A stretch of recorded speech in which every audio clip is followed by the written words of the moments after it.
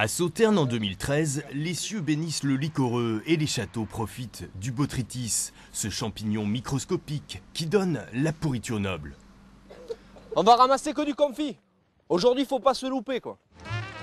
Au 10e jour de vendange au château Reigne-Vigneault, ces 35 coupeurs effectuent le 3e tri sur pied. Des lots encore plus concentrés où le botrytis donne au raisin tout son arôme.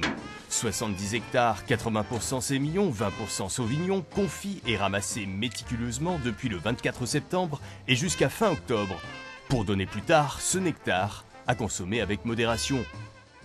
On va être sur un sauterne qui est très élégant, on va être sur un sauterne qui a une concentration aromatique très pure et on va avoir des vins qui vont avoir une typicité aromatique sur l'agrume.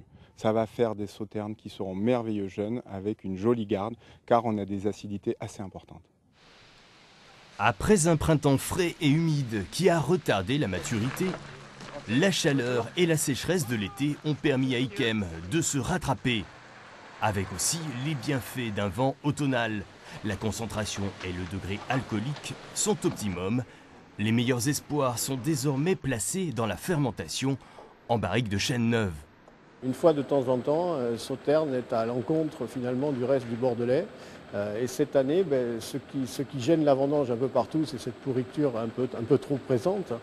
Chez nous, c'est un don du ciel, c'est extraordinaire et nous pouvons en profiter. De Sauternes à Barsac, en passant par Sainte-Croix-du-Mont et Cérons, ce sera une grande année. Si la référence était le 2001, on peut rapprocher ce 2013 d'un autre millésime de garde. On retrouve le style et les équilibres dans le 2013 qu'on peut rapprocher du 2007. Un grand millésime avec une grande finesse.